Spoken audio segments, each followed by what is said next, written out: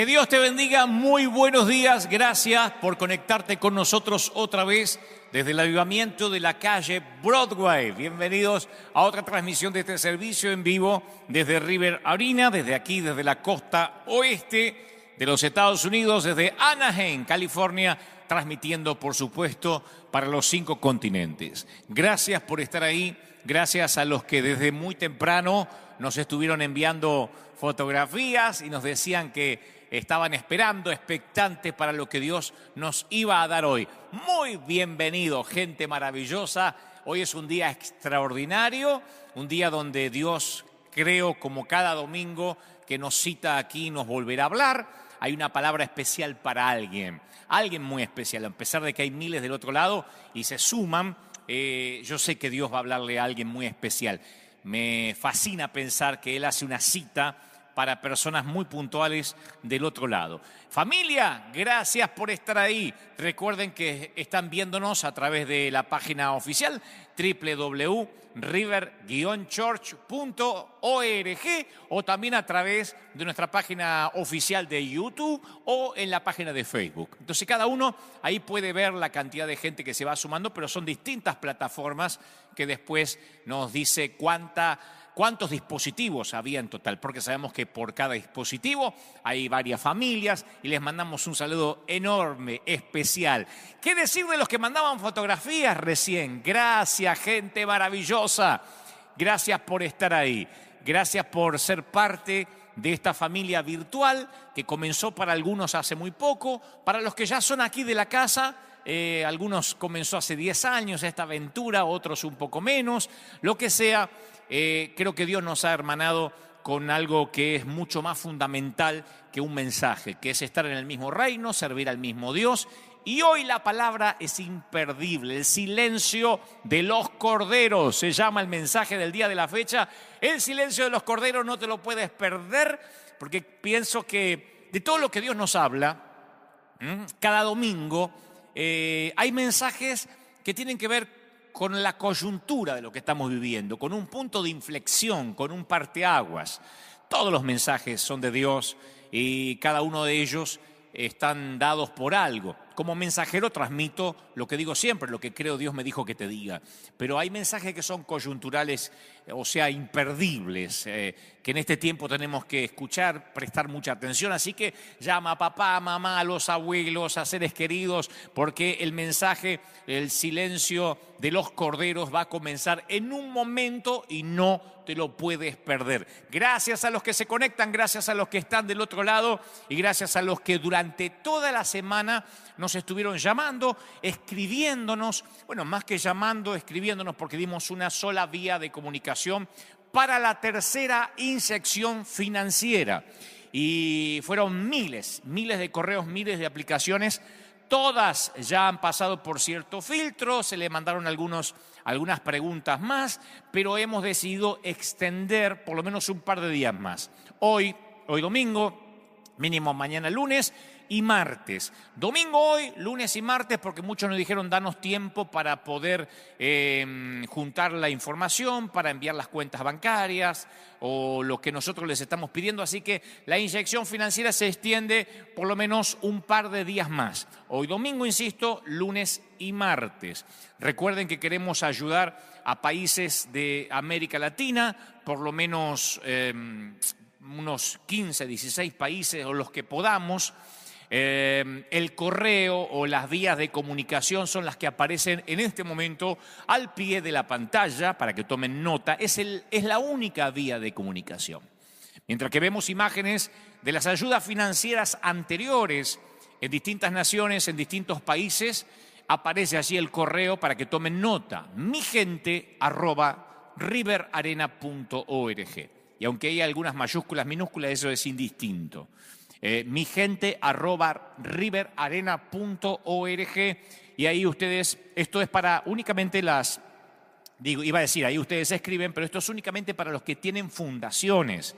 Esto responde a un tema legal, no a un capricho nuestro, no a que se nos ocurrió de hacerlo así de una manera arbitraria, sino que tiene que ver con, insisto, con un tema de chequeo cruzado, un tema de de transparencia, de contabilidad, y necesitamos que sean fundaciones que actualmente estén ayudando. Porque nos ha escrito gente diciendo, bueno, nosotros no hemos hecho nada, pero queremos empezar ahora y no podemos. Tienen que ser gente que ya lo ha estado haciendo, que no tienen recursos para continuar, y nosotros les damos esa ayuda, invertimos bastante dinero para que ellos puedan seguir en distintos países llevando esta ayuda de diferentes maneras, como ustedes están viendo ahora en imágenes.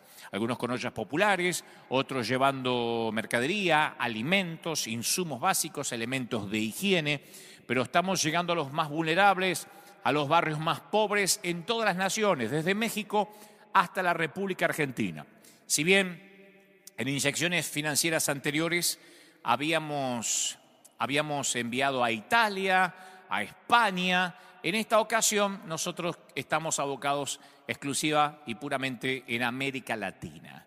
Entonces ahí está el correo, tomen nota, queremos que sean parte de este batallón, de este escuadrón de búsqueda, de ir por la gente que necesita, esas mamis, esos papis, esos nenes que a lo mejor no tienen lo necesario para comer esta noche.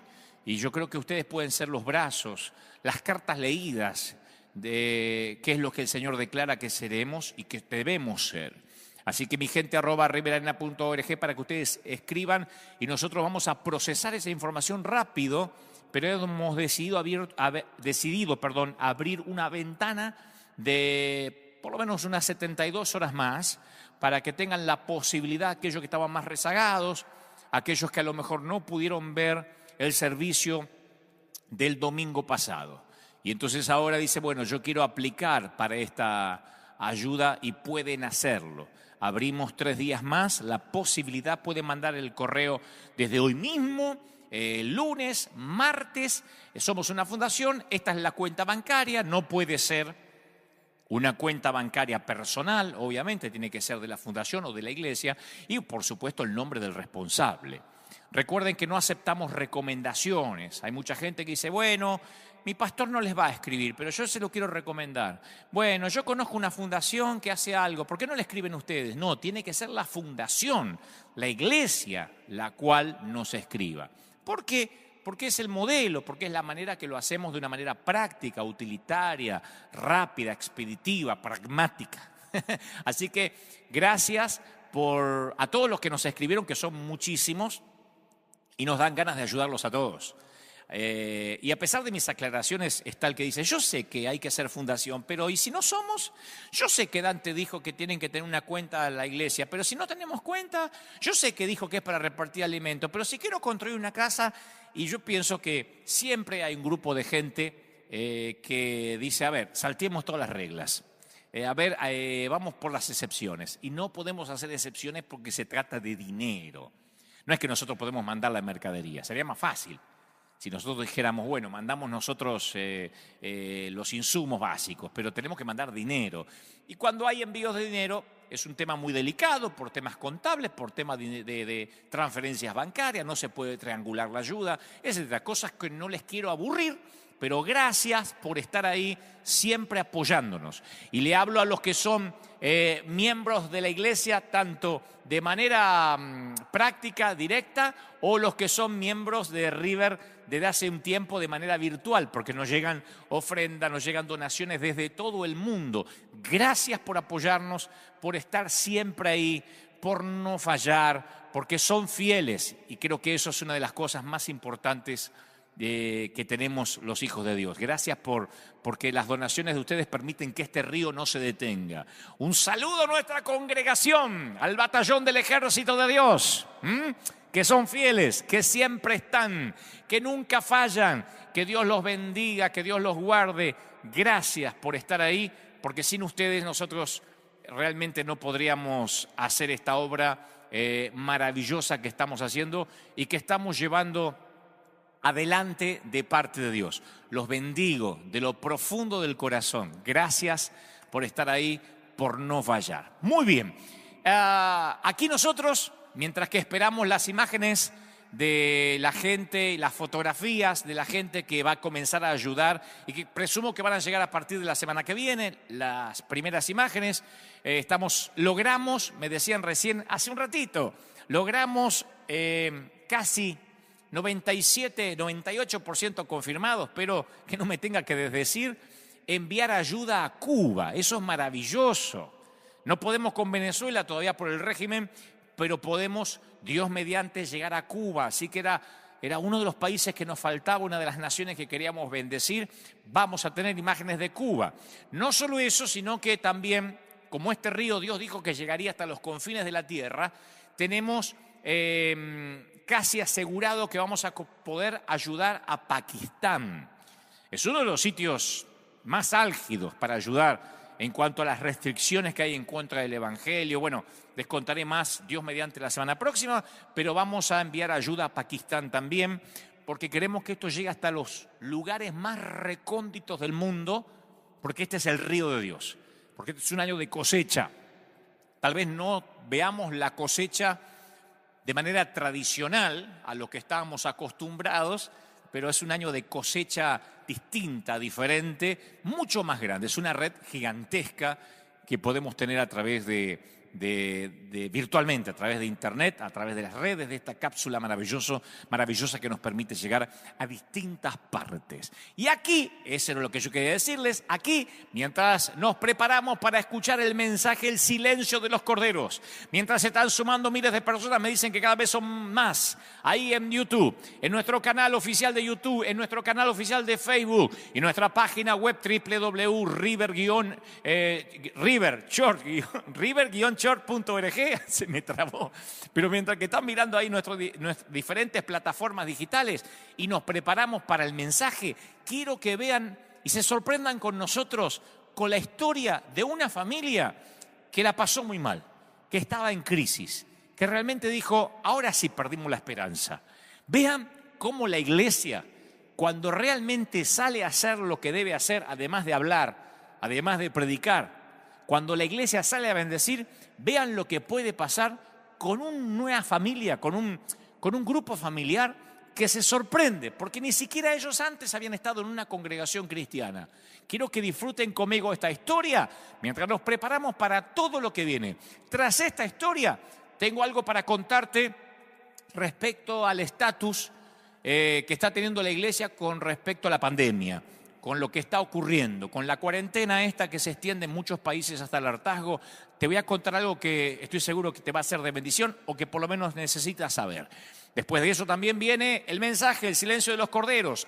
Antes quiero que se sorprendan y disfruten conmigo lo que esta familia va a vivir, porque esto es iglesia. ¿Acaso hay alguna otra manera? Miren, estaban agradecidos y ver la carita de ellos de recuperar la esperanza, de que ahora se les va a hacer un poco más fácil, nos llena el corazón, nos llena el alma.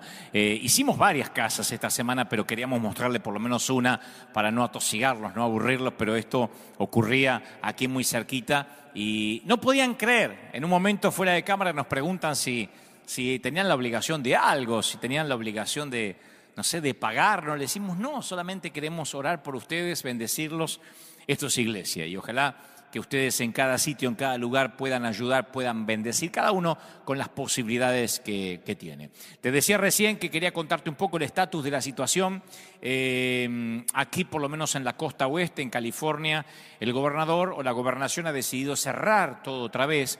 Nosotros no abrimos, nos mantuvimos siempre con el todos o nadie, porque decidimos que esa era la manera, la forma, y creemos que esa es la forma que tenemos que continuar, ¿no? No discriminar ni a niños, no discriminar ni a ancianos, ni a enfermos, así que todos o nadie, esa sigue siendo nuestra bandera, sigue siendo nuestro estandarte. Convengamos que hay jurisdicciones que no son del César, que no son del faraón, que le pertenecen al Señor, entonces nunca el Estado se puede inmiscuir en la adoración, decirnos si podemos o no podemos cantar.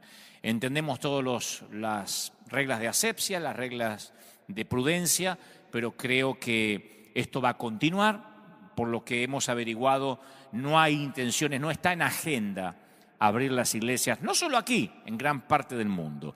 Me temo, sin sonar apocalíptico, que esto pueda traer detrás algún interés político oscuro. Hay que orar mucho. Hay que orar muchísimo para que si hay algún interés, algo que se haya gestado en la oscuridad, sea sacado a luz. No quiero usar este tiempo, este maravilloso servicio para hablar de teorías conspirativas, pero sea lo que sea, confío en un Dios que nos ha prometido que ninguna arma forjada contra un hijo de Dios prosperará. Entonces vamos a seguir así, bendiciendo a miles de personas a través de las redes, a través de estas plataformas digitales.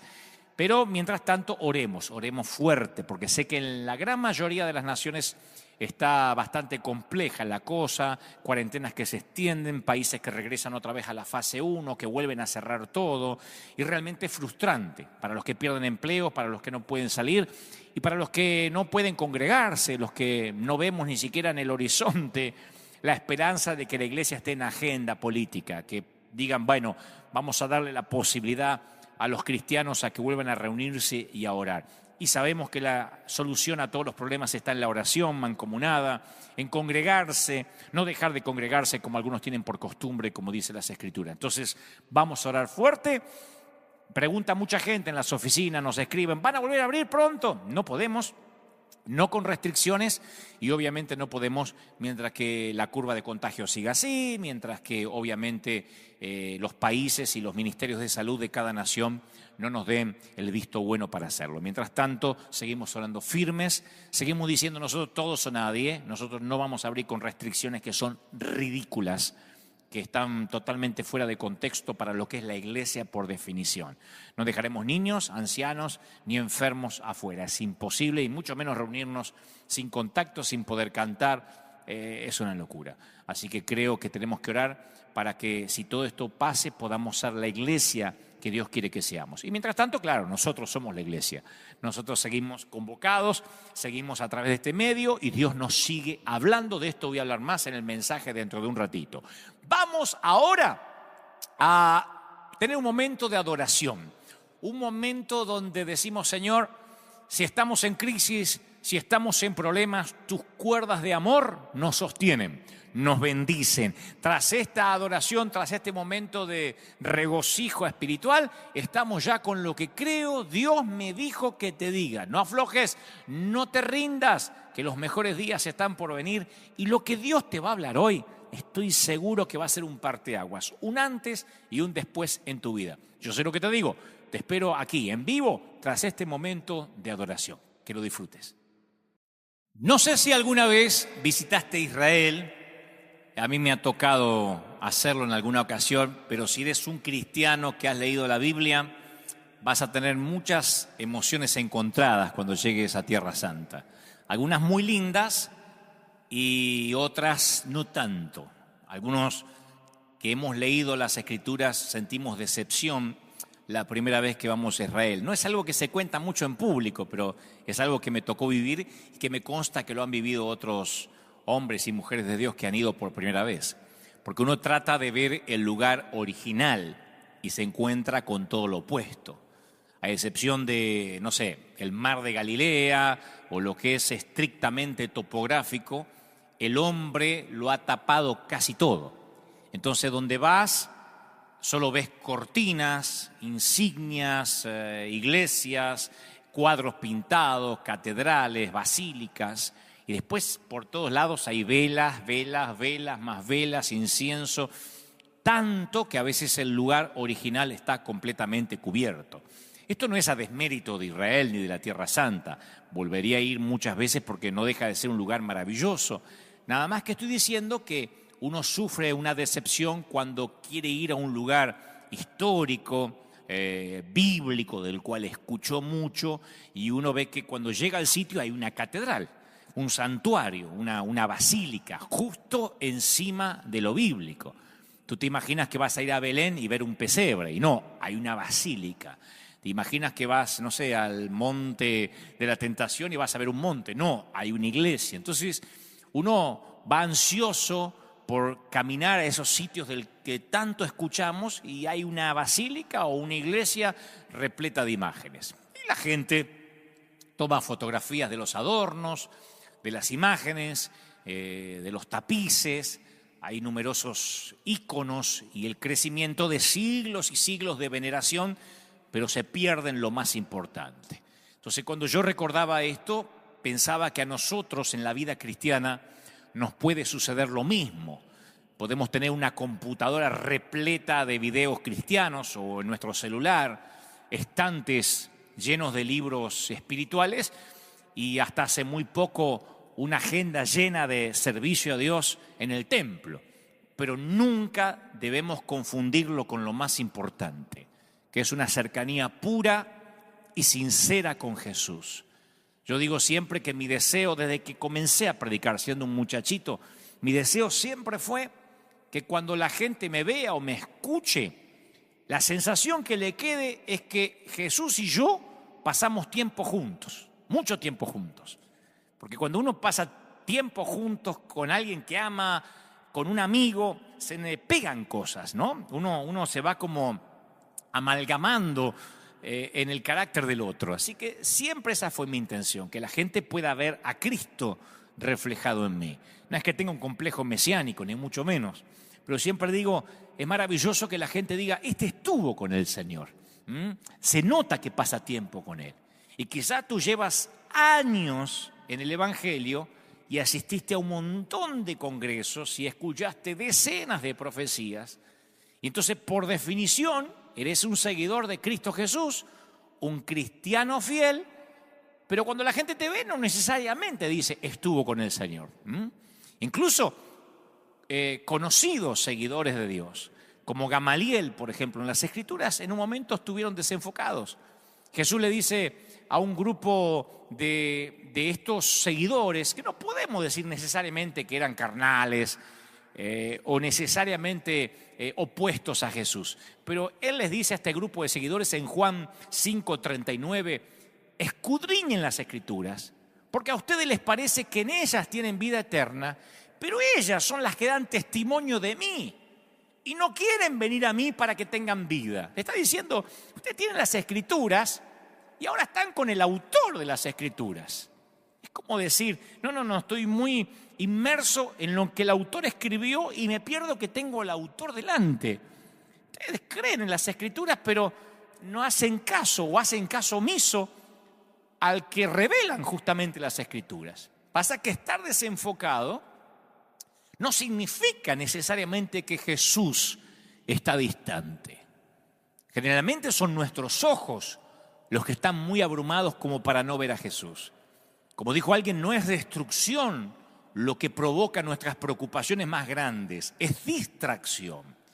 Si quieres saber lo que es valioso para Dios, tienes que fijarte siempre en lo que el diablo falsifica. Obtener una relación pura y sincera con Jesús, yo creo que es algo más que anteojos Gucci falsificados en China o relojes Rolex en Tijuana.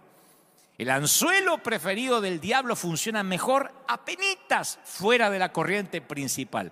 Como dije hace unos cuantos domingos atrás, cuando apenas nos movemos del modelo.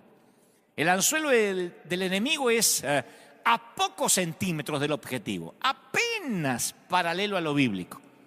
Por eso los que se van desviando y van perdiendo esa relación con Jesús no se dan cuenta que se están desviando, que se están apartando de la verdadera senda. Es el anzuelo titulado Evangelio complicado, ¿no? Ese mito que trata de convencernos de que mantenernos santos es tan complicado que la mayoría de la gente solo puede lograrlo yendo 2 semanas a un congreso, o que solo puede ser santo una semana después que vino del congreso o después que el pastor le oró. Entonces, caminar cercano requiere un régimen religioso que implica ir a la iglesia todas las semanas y tener muchas actividades en la iglesia. Entonces uno dice, bueno, así es como yo camino cerca de Jesús. Y seguir todas esas reglas parece que define a los buenos cristianos. Ahora, es fácil confundir nuestra vitalidad espiritual con nuestra actividad espiritual, que no es lo mismo. Uno puede estar lleno de actividad, sirviendo al Señor, y resulta que el servir a Dios es su ídolo, está lejos de Dios, del Dios al que dice servir. Pero nosotros por años, cuando digo nosotros, digo la iglesia, calificamos nuestra madurez según lo que hacemos. Cuán seguido vamos a la iglesia, a cuántos estudios asistimos cada semana, si tenemos una célula, cuánto trabajo hacemos como voluntario en la iglesia. Entonces nos hacemos vulnerables ante las distracciones del enemigo cuando medimos nuestra relación con el Señor con la vara equivocada. ¿Me explico? O sea, la iglesia nos califica según lo que hacemos, en vez de hacerlo según nuestra relación con Cristo, nuestra relación íntima con Él. Y ahí nos transforma en corderos mudos, en ovejas clonadas, en personas que nos tienen que controlar de cerca para medir nuestra santidad. El apóstol Pablo, él mostró una marcada diferencia en esta forma de pensar. El hombre al que Dios escogió para redactar la mitad del Nuevo Testamento lo resume en un mandato que dice: no dejes que el diablo te desvíe de lo puro y sincero de caminar con Jesús. O sea que Jesús no vino a complicar el evangelio, vino a simplificarlo, sin comprometer la pureza, claro, sin comprometer la santidad.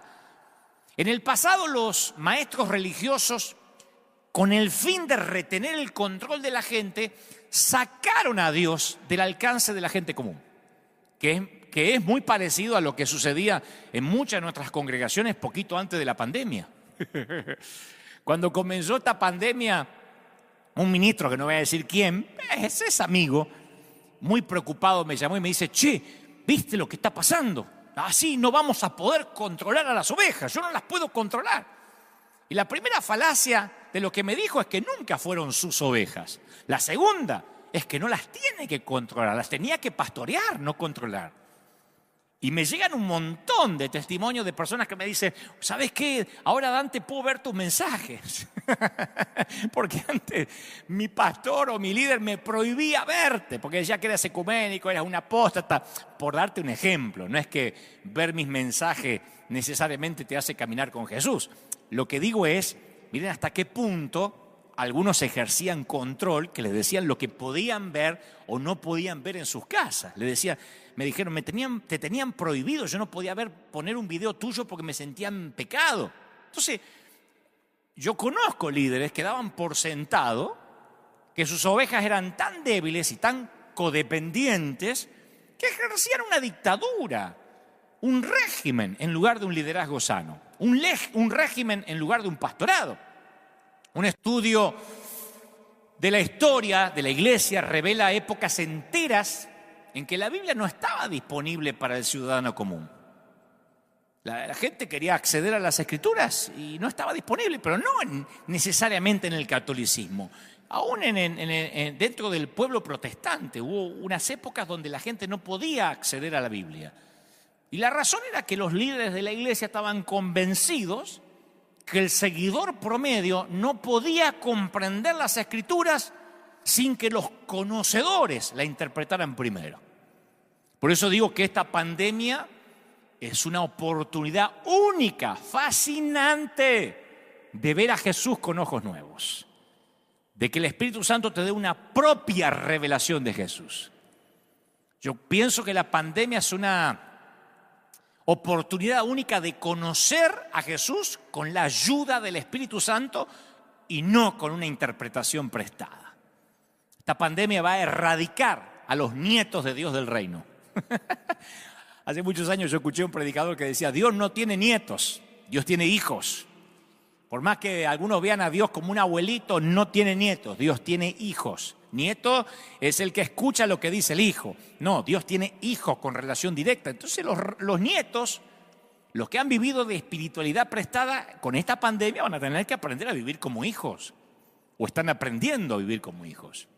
Yo estoy convencido que esta temporada, que por cierto es muy álgida, muy especial, entre otras cosas, es para comprobar la legitimidad de los cristianos.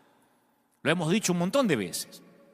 Segunda de Corintios 11:3, la palabra que Pablo usa para indicar sincero es aplotes, con H, aplotes. Es una palabra ilustrativa que significa abierto. Aplotes es desplegado.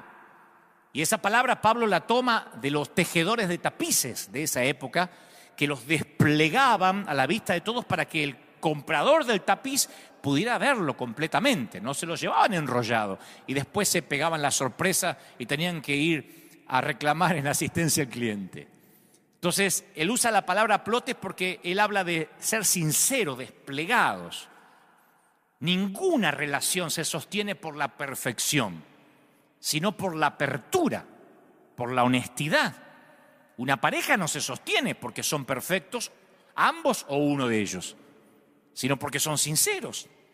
Entonces, abrirse es tener un corazón que le permita a Dios mostrarnos que incluso antes de esta pandemia muchos estaban yendo a la deriva y de alguna forma Dios permite que se cierren los templos, algunos para que se den cuenta que no estaban firmes, otros para que se afirmen de verdad, en el deseo de Dios de corregir nuestra dirección, sabiendo que nos ama, porque su amor no ha disminuido. Algunos dicen, ¿será que Dios está enojado y por eso permitió esto? No, yo no creo que su amor, yo creo que su amor no ha disminuido en absoluto hacia nosotros.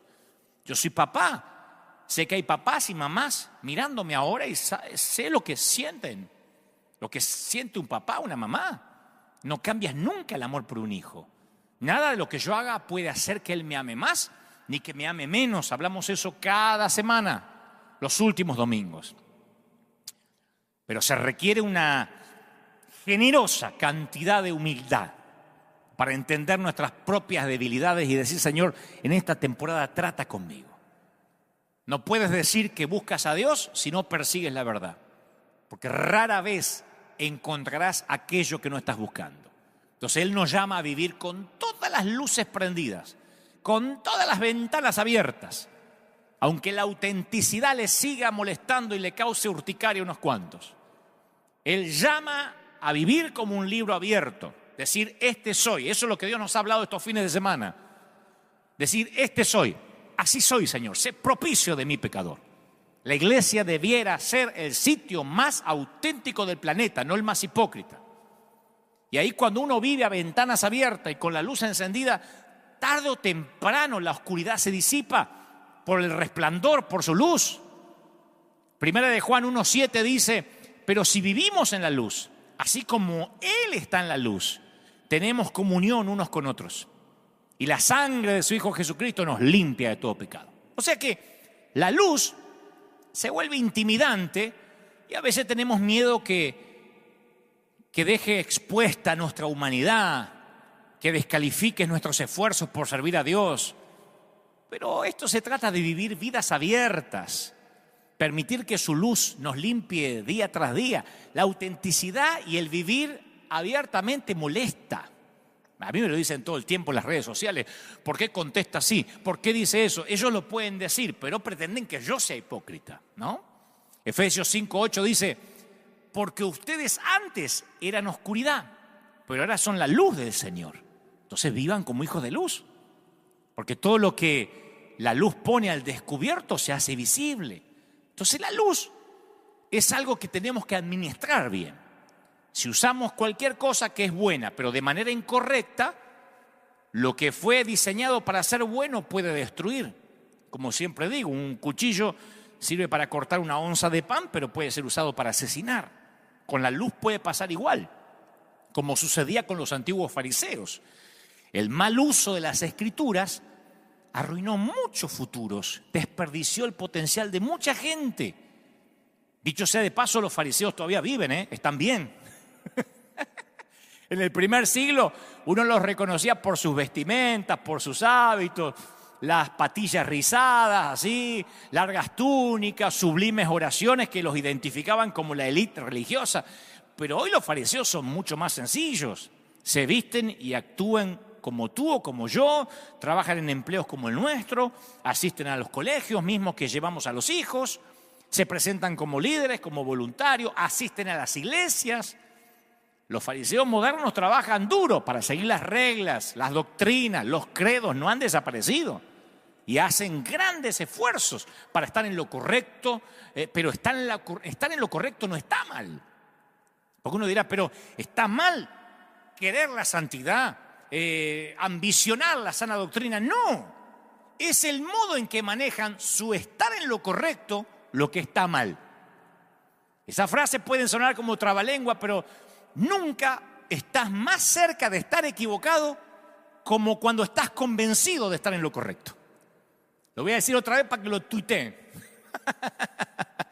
Nunca estás más cerca de estar equivocado como cuando estás convencido de estar en lo correcto.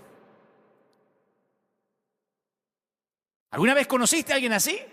Tan seguro de estar en lo correcto que cualquier otra opinión la descartan automáticamente. Y así se justifica el enojo y también la falta de respeto y los adjetivos y el odio visceral, porque si no se piensa como ellos, te vas al infierno. Entonces los líderes religiosos de la época de Jesús estaban seguros de estar en lo correcto. No es que odiaban a Jesús porque tenía un tema de piel contra él. El tipo nos cae gordo, como dicen en México. Nos cae mal. No, ellos estaban convencidos que estaban en lo correcto. Los fariseos estaban convencidos de que Jesús era un rebelde que agitaba multitudes. Entonces su sentido de sana doctrina o de ley divina hizo que el odio, la calumnia, la falta de respeto y hasta la muerte fueran aceptables. Ellos gritaron: crucifícalo. Ellos creían que en pos de la ley, de la sana doctrina, había que matar. Entonces en cada uno de nosotros, como dijo alguien, y yo no me lo olvidé más, en cada uno de nosotros hay un pequeño fariseo esperando crecer. Un grupo de líderes religiosos lleva a los pies de Jesús a una desaliñada mujer sorprendida en adulterio. Se los conté en varias ocasiones y sé que todo el mundo conoce la historia. Y querían poner a Jesús a prueba. Jesús sabía cuándo trazar líneas y cuándo construir puentes. Porque dice la palabra que él dibujaba sobre la arena. Yo creo que trazó una línea en la arena. Me gusta pensar que él trazó una línea en la arena para diferenciar a los dos grupos. Apoyó las demandas de la ley, pero llamó solo a quienes no tenían pecado a cumplir con los requisitos de esa ley. Él dijo: ok, fenómeno, hagan lo que dijo Moisés. El que esté libre de pecado, el que no tenga un muerto en el placar, en el closet, que tire la primera piedra. Entonces, cuando uno se acerca a Jesús, uno aprende cuándo trazar líneas y cuándo construir puentes. Y yo quiero que el que tenga oídos que oiga, como decía el Señor.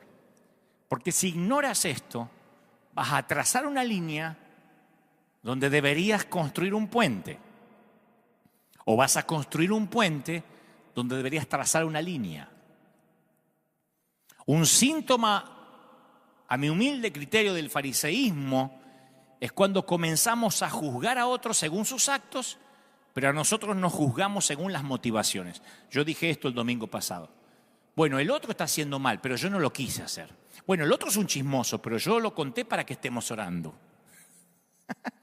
Bueno, aquel murmura contra el pastor, pero lo mío es desahogo en familia. Entonces le cambiamos la semántica a lo que hacemos nosotros para que no suene a pecado, pero al otro le ponemos la letra escarlata de pecado, ¿no? Ese es el primer síntoma. Juzgamos al otro por lo que hace y a nosotros por lo que en realidad queríamos hacer. No es lo que quise hacer.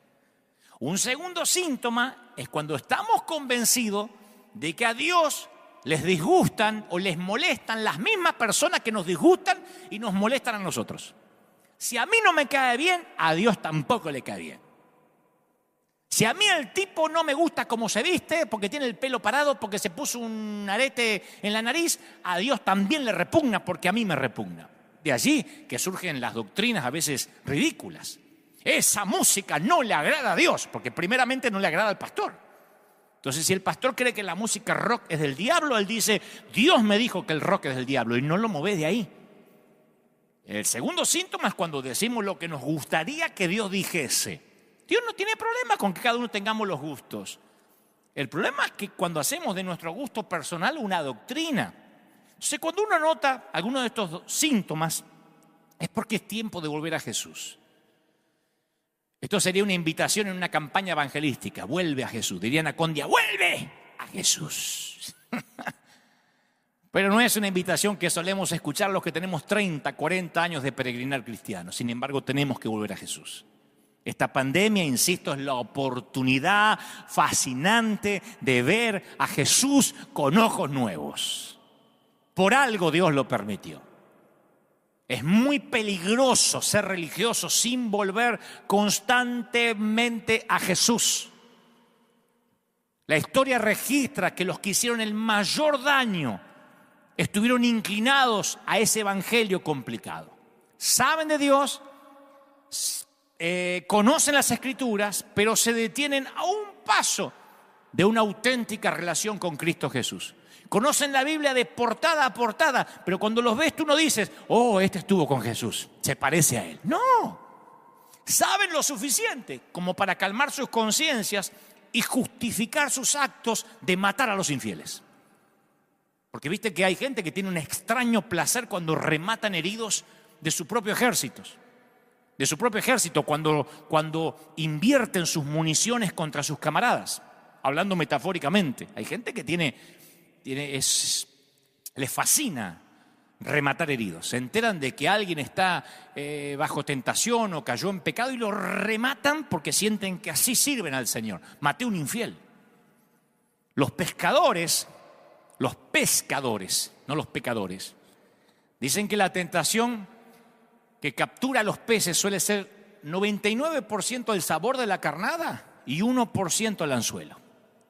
Y Satanás sabe que no puede convencer a las personas con una capa roja y un tridente. Sin embargo, también sabe que si puede camuflar un 1% de engaño con 99% de verdad, él puede llenar una red de peces. Es un poquito desviado de la verdad. Segunda de Corintios 11:14 dice, y no es de extrañar, ya que Satanás mismo se disfraza de ángel de luz. Por eso no es de sorprenderse que sus servidores se disfrazan de servidores de justicia. O sea que al diablo no le importa para qué lado del camino te desvíes, siempre y cuando te desvíes. Entonces, otro error que cometemos no es alejarnos un paso, sino a veces llevar a Cristo demasiado lejos. Eso es otro error. Porque algunos dicen, bueno, sí, está bien, me desvío un poco, pero otros llevan a Cristo muy lejos. Por temor a desviarnos, vamos más allá de lo que está escrito solo por las dudas. Los que dicen, bueno, está muy sencillo el Evangelio. Che, vamos a agregarle más doctrina por si las moscas, para no pecar. Porque está muy sencillo esto. ¿Cómo que hay que correr a la gracia y ya está? No, vamos a agregarle algo para estar seguro. Y entonces se crean regímenes imposibles de seguir, pero que ofrecen control a quienes lo enseñan. Los fariseos lo hicieron. Ellos definían y aplicaban las Escrituras de una manera tan estricta para asegurarse que la gente no cayera en pecado, no se equivocara. Entonces ustedes dicen, bueno, las motivaciones eran correctas, sí. El tema es que nadie lograba cumplir esas reglas. Por ejemplo, por temor a violar el sábado, los rabinos ordenaban que el pueblo judío no saliera de sus casas por un periodo de 24 horas. Mejor no te muevas de la casa. El hashtag quédate en casa ya existía ahí. Para asegurarse de que nadie mirara a una mujer con lujuria, los esposos cubrían a sus mujeres en público hasta hacerlas parecer telas andantes. Había otros que se llamaban los judíos sangrantes, que eran los que se ponían vendas en los ojos, que hasta el día de hoy están en Israel, yo los vi. Le dicen sangrantes porque se tropiezan con las columnas, con las paredes, pero ellos prefieren estar sangrando, llenos de moritones, antes de tentarse con alguna turista que a lo mejor está usando pantalón o una falda corta. Ustedes dicen, qué exagerado. Pues no hemos cambiado mucho. Tenemos hasta el día de hoy infinitos debates sobre lo que se puede, sobre lo que no se puede. Como dije el domingo pasado, evaluamos el comportamiento, las actividades de los otros como si nuestro don espiritual, nuestro llamado fuera a juzgar la madurez de otros creyentes. Esta semana, José Luis Rodríguez, el famoso cantante, el Puma, a lo cual tenemos una amistad de años, porque allá en el año 1997 Me llamó por teléfono, habló con el presidente de la nación de ese entonces de mi país para que yo comenzara en televisión sin tener ninguna obligación. Él movió sus contactos, sus influencias. Yo le debo siempre esa conexión divina y además es un hombre al que quiero mucho. Estuvo a punto de morir hace relativamente poco por un efisema pulmonar, tuvo trasplante de los pulmones. En ese desafío que tuvo, en ese encuentro casi con la muerte, tuvo un reencuentro con el Señor muy fuerte que me consta. Y hace poco publicó un libro y me dice: querido Dante, ¿me ayudarías a publicitarlo? Es un libro donde cuento mi historia, mi testimonio. Entonces, yo publiqué en las redes esta semana que el Puma había sacado un nuevo libro. Yo digo, pobre Puma que no haya leído los comentarios, porque 10 de cada 10, 9 era que primero se reconcilie con sus hijas, que ese hombre antes de llenarse la boca le pida perdón a las hijas, que ese hombre como está se va al infierno. Lo condena la mayoría, como si les constara a la gente la vida privada del hombre. La mayoría opinando por lo que vieron en una revista de Chimento o por lo que vieron en el programa de Chimentos. Entonces, en una recomendación de una página cristiana, yo pedí que la gente iba a decir que bueno, alguien que estuvo oliendo la muerte regresó y ahora da testimonio. No, que se reconcilie con sus hijas, decían todos los que seguramente tienen una familia perfecta y que les consta qué pasó en la casa del Puma y que ellos no le van a perdonar al Puma. De hecho, ya lo están mandando al infierno, a menos que ellos vean una foto que les certifique que perdonó a las hijas. Yo ni sé qué pasó con las hijas, soy amigo del Puma, pero ni me importa, es su vida. Ahora, si yo supiera que yo voy a llegar al cielo y el Señor me va a decir: Dante, ¿te ocupaste de que el Puma perdonara a las hijas? Ahí sería mi preocupación. Pero apenas puedo con mi vida, como para ocuparme de lo que hace el otro con su familia. Entonces mi pregunta ¿es eso lo que Jesús realmente quiere que hagamos? Insisto, esta pandemia es la oportunidad fascinante de ver a Jesús con ojos nuevos. Pablo reconoció esa tendencia de ir más allá de lo que decía Jesús y se refirió a eso en su carta a la iglesia de Corinto. Y se aprendan de nosotros aquello de no sobrepasar aquello que está escrito, no sobrepasar lo que se escribió, para que ninguno se vuelva arrogante en favor del uno contra el otro. Primera de Corintios 4:6. Cuidado que alguno no escriba más de lo que está escrito, que agregue más doctrina de la que está. Porque querer exceder a Jesús puede hacernos sentir superiores al pensar que somos los únicos creyentes santos y verdaderos del planeta. Y llega Jesús, y Jesús fue el primer revolucionario de lo simple. Veo que Jesús se introduce en una escena religiosa complicada, un régimen religioso corrupto de control, atiborrado de fariseos, de saduceos, de herodianos, de celotes, de esenios. Pero él no se manejó con las reglas de ninguno, no soportó su hipocresía. En ese entonces, los líderes religiosos habían desarrollado un sistema con 613 leyes. Eligieron ese número porque era la cantidad de letras que había en el texto que contenía los 10 mandamientos. Dijeron, bueno, vamos a hacer 613 leyes. Y hallaron las 613 leyes, o el respaldo para esas 613 leyes, en el Pentateuco, en los primeros 5 libros del Antiguo Pacto. Dividieron la lista en mandamientos afirmativos, hagan esto, y mandamientos negativos, no hagan aquello otro. Había 248 mandamientos afirmativos, uno para cada parte del cuerpo según la interpretación, y 365 mandamientos negativos, uno para cada día del año. Luego subdividieron esa lista en mandamientos vinculantes y mandamientos no vinculantes. Entonces pasaban los días debatiendo si esas divisiones eran exactas, catalogándolas, mandamientos en cada división. Llega Jesús, que tiene la capacidad de tomar lo complejo y simplificarlo. Y los fariseos dicen, vamos a debatir con este. Si es un verdadero Mesías, va a saber debatir. Porque el objetivo de los tipos era humillar a Jesús delante de la multitud. Entonces eligen al más sagaz que había entre ellos, especialista en leyes, para abordar a Jesús. Y delante de todos le dice, hey, a tu criterio, ¿cuál es el mayor mandamiento de la ley? Le estaba diciendo de los 613, que para empezar a ver si te lo sabes, ¿cuál es el más importante? Y el Señor responde, ama al Señor, tu Dios, con todo tu corazón, con toda tu alma, con toda tu mente. Ese es el primero y el más importante. El segundo se parece a ese. Ama a tu prójimo como a ti mismo. De estos dos mandamientos, le dice el Señor, le agrega, depende toda la ley y los profetas.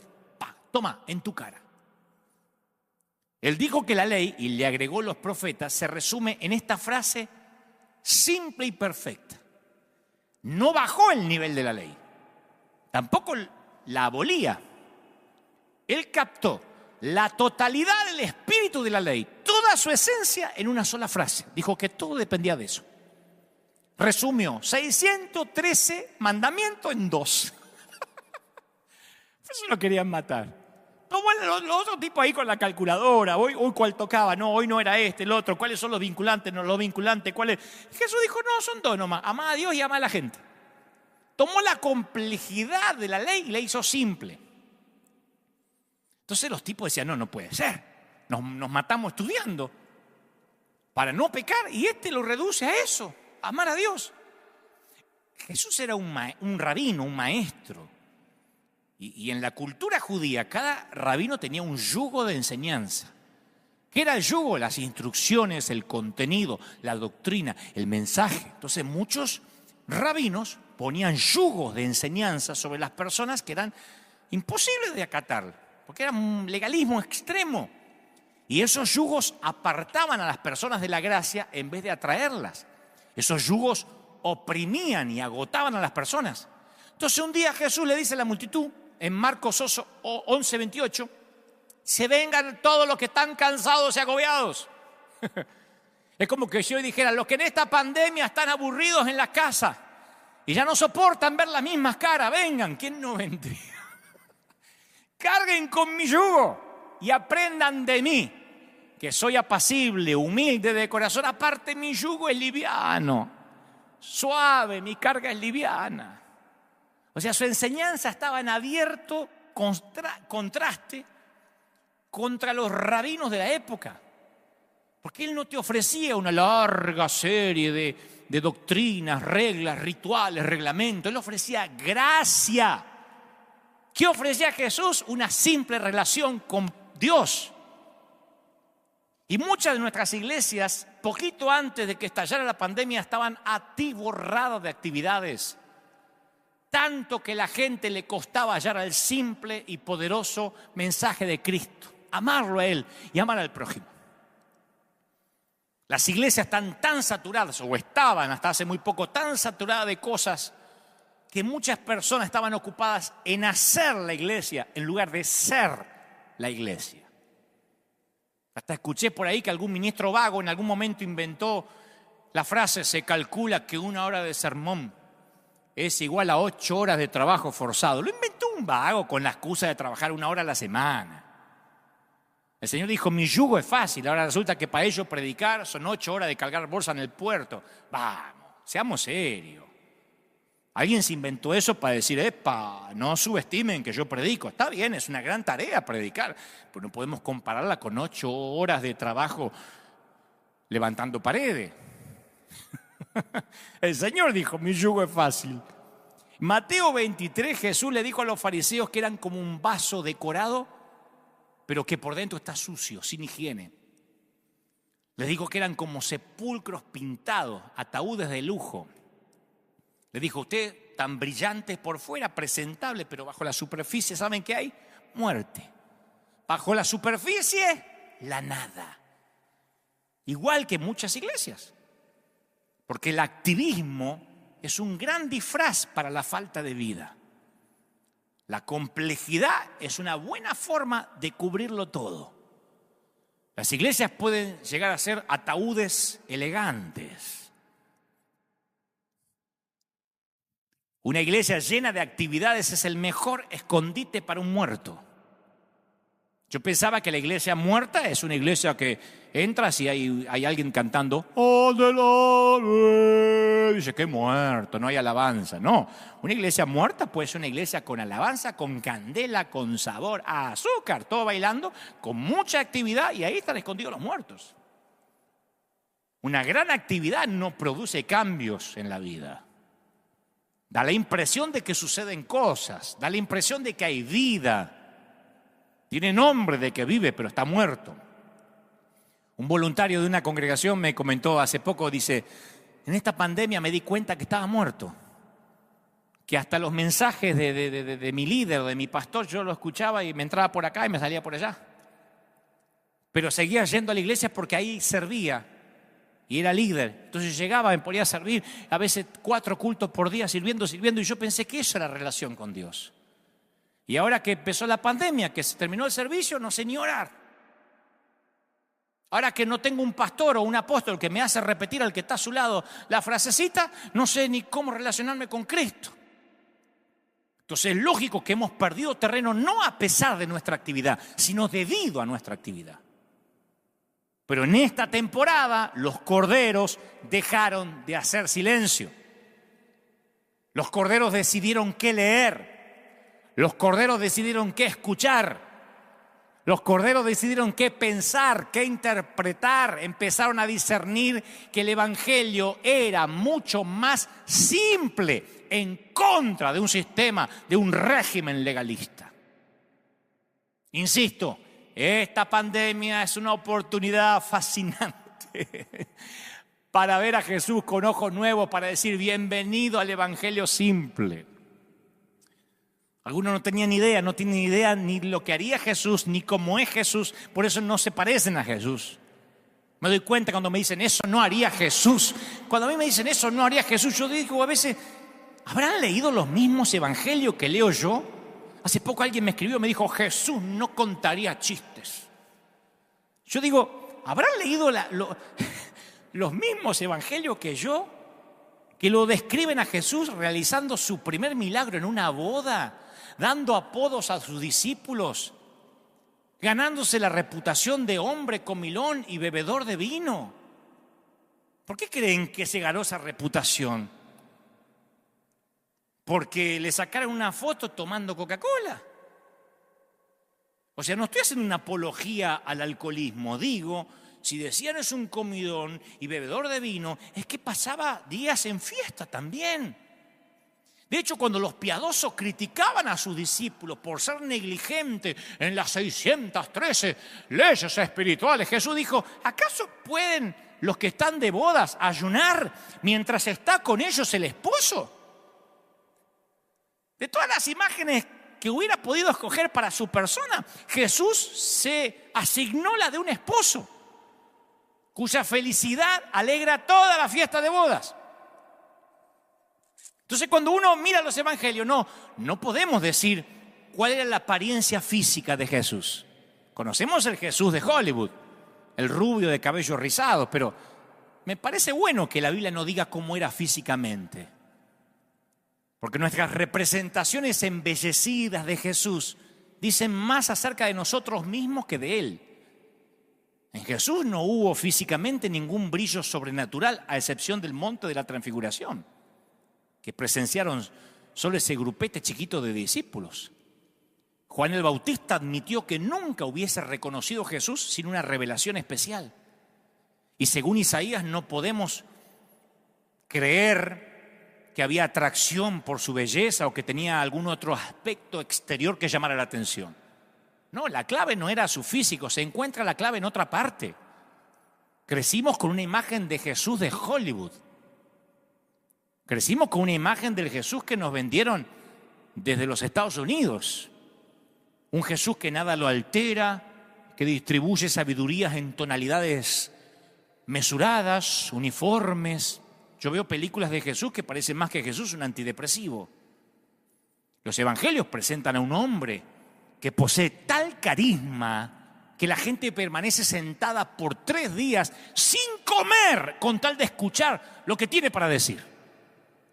No veo a Jesús diciendo, ya termino, le voy a pasar un PowerPoint, ¿Qué le parece el PowerPoint? Predicaciones positivas para que no se aburran. Me voy a poner un jean de onda para pegar con los jóvenes. Hablaba y 3 horas la gente oyéndolo. Miren qué carisma. Veo los evangelios y veo un espinel de momentos emotivos de Jesús. Veo que tenía compasión por un leproso, alegría por el éxito de los discípulos, estallidos de ira ante los legalistas insensibles, dolor por una ciudad recalcitrante, gritos de angustia en Getsemaní, en la cruz. Veo un Jesús que recorría todo un espinel de emociones. No veo ese Jesús de las películas que apenas habla y que si no está microfonado no sabe lo que está diciendo en el Sermón del Monte. ¿Vieron las películas? Bienaventurados los pobres de corazón. Y vos ves que hay 8.000 personas. ¿Y cómo escuchas que está allá atrás? Ni hablando en un estudio de grabación lo escucharías así. Yo creo en un Jesús que levantaba la voz, que gritaba, que tenía una paciencia casi inagotable con la gente, pero cero paciencia con las instituciones y con las injusticias y con los regímenes.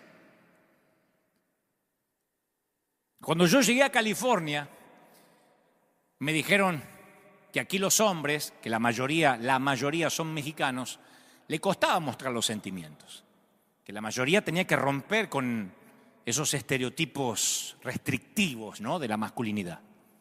Pero veo a Jesús que vivió un ideal de realización masculina que 20 siglos después todavía la mayoría de los hombres la elude.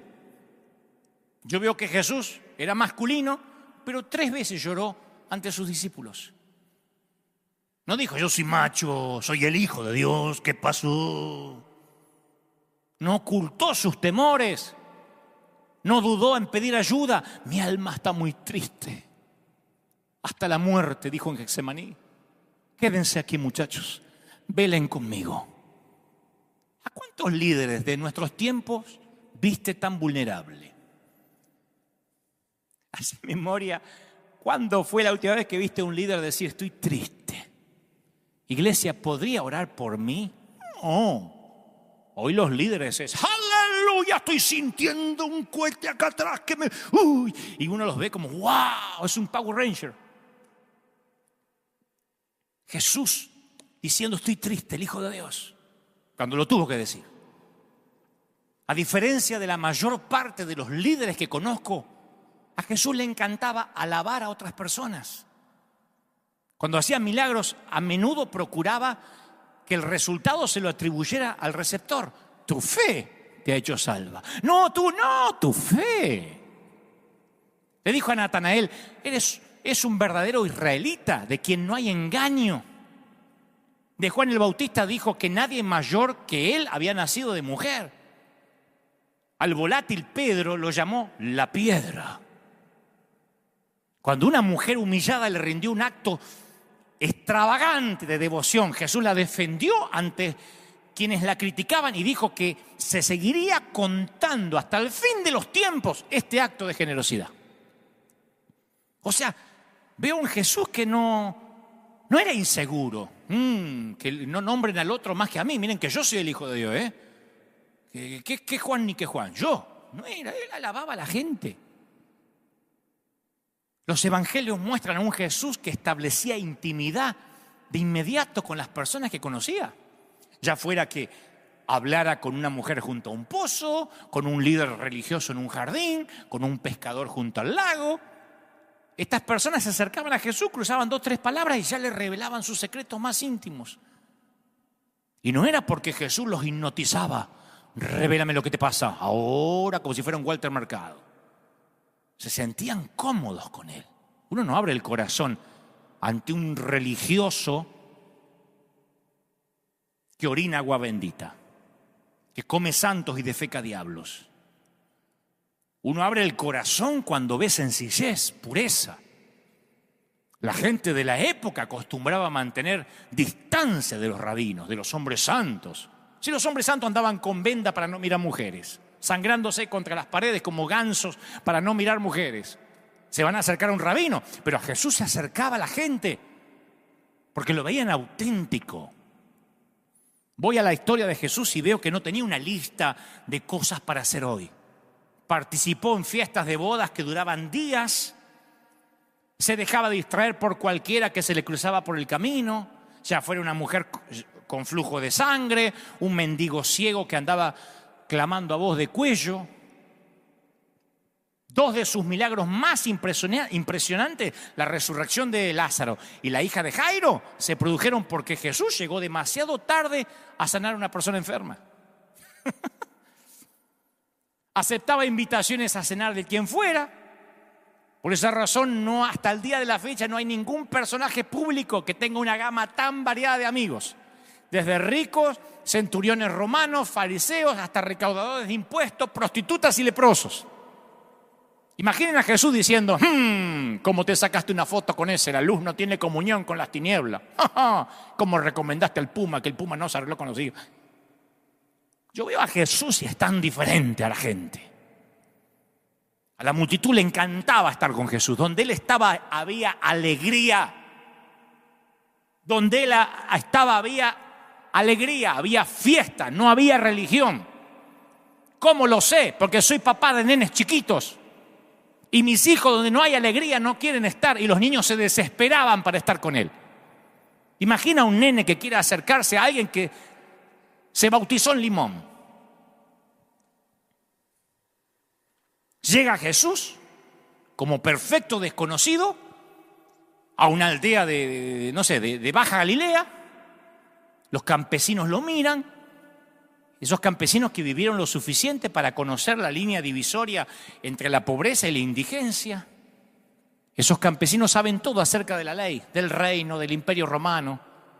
Pero conocen todas esas cosas en función a impuestos y deudas, desnutrición y enfermedades, opresión agraria y régimen. Lo que ahora quieren saber cuando viene este que dice ser el Mesías es qué puede hacer este reino de Dios por el niño tullido, por el padre ciego, por ese alma enloquecida que grita entre los sepulcros. Y pronto esos vecinos descubrieron lo que Jesús podía hacer en beneficio de ellos. Ni una sola vez rechazó una solicitud directa de ayuda. Condenó a la generación mala y adúltera que le pedían señales y se resistió a hacer un espectáculo, a montar un show. Marcos relata 7 veces distintas en que Jesús le ordenó a la persona que había sanado, no se lo digas a nadie, no hizo un servicio de milagros. No lo puso en enlace, no hizo un servicio de milagros. En las regiones donde no había fe, ni siquiera hizo milagros. Y no porque no pudiera, sino porque no había fe. Dijo, no voy a desperdiciar milagros acá. Muchos podrían decir, ¿y por qué hubiese hecho Jesús con semejantes poderes en Roma? En la Atenas de aquel tiempo, en Alejandría. Los propios hermanos de Jesús le propusieron que por lo menos concentre su trabajo en Jerusalén, la capital de Israel. Jesús prefirió mantenerse lejos del centro de atención. Desconfiaba de la opinión pública y pasó la mayor parte del tiempo en ciudades chiquititas, de poca importancia. Cuando su primo, Juan el Bautista, que languidecía en la cárcel, tuvo dudas acerca si Jesús de veras era el Mesías o era un impostor, él le dio este mensaje a los discípulos de Juan, parafraseándolo a Dante habla hoy. Vayan a decirle a Juan lo que vieron por acá. Díganle que hay personas que vendieron sus perros guía y que se dedican ahora a contemplar los pájaros. Díganle que hay personas que han cambiado sus bastones de aluminio por botas para escalar montañas.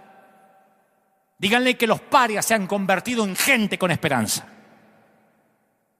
Jesús vino a la tierra lleno de gracia y de verdad.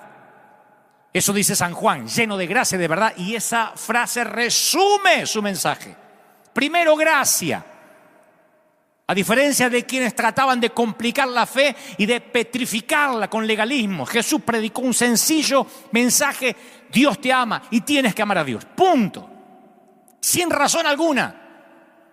Él dijo que Dios nos vino a ofrecer su amor sin costo, sin condiciones, sin 613 leyes, pagado por la casa. La casa paga. ¿Cuándo fue la última vez que fuiste a un restaurante y te dijeron, la casa paga? Te comiste todo y vino el mozo, el camarero, dijo, tranquilo, la casa paga. ¿Cuándo? A mí me ha pasado que alguien me invitó de otra mesa, pero que la casa paga. Acá la casa paga. Pecaste, la casa paga. Y a pesar de este énfasis en la gracia, nadie pudiera acusar a Jesús de suavizar la santidad de Dios. Porque estos días también me llenaban de mensajes, vos no hablás de la santidad. Él, ¿cómo que no? A ver, Jesús, había 613 leyes y más antes que viniera Jesús. Si uno malinterpreta el mensaje de la gracia, piensa, vino Jesús y dijo, no importa lo que haga, viví como quiera. Él niveló al homicida con el chismoso. Jesús niveló al adúltero con aquel que solo fantasea con una mujer con mirarla. O sea que van todos presos. Él niveló al ladrón con el que solo codicia con robar. O sea, del punto de vista de Jesús, complicó la ley.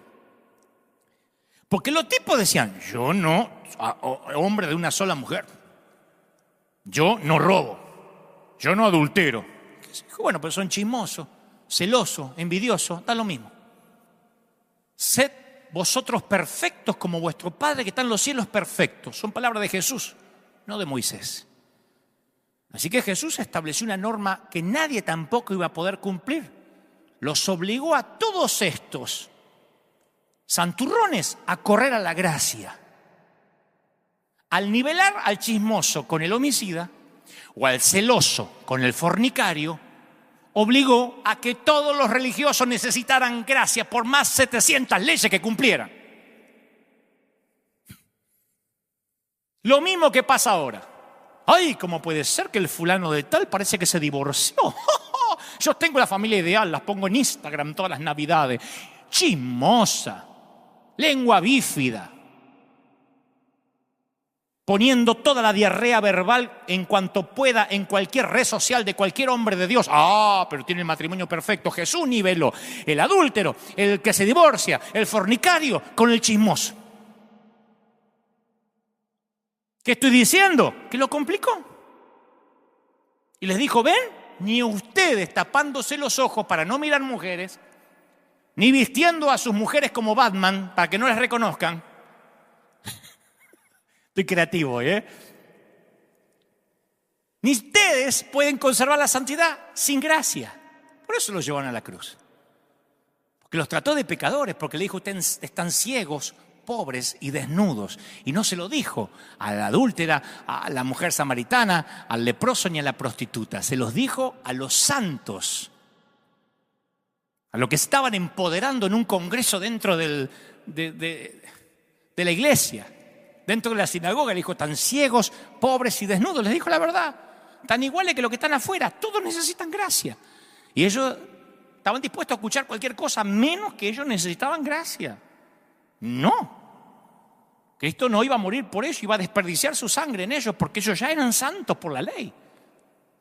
Ese es Jesús, audaz. Jesús nunca retrocedió ante un conflicto. A veces a mí me ponen, Jesús se quedaría callado. Es una locura. Se enfrentó con quienes los interrumpían, con los mofadores de todas las clases. Dio órdenes directas a los demonios, espíritu mudo y sordo, sal de él y no entres más. Qué interesante que los demonios nunca dejaron de reconocerlo como el Santo de Dios o como el Hijo del Altísimo. Qué interesante que quienes pusieron en duda su identidad fueron los fariseos. Un demonio es mucho más sabio que un religioso, siempre.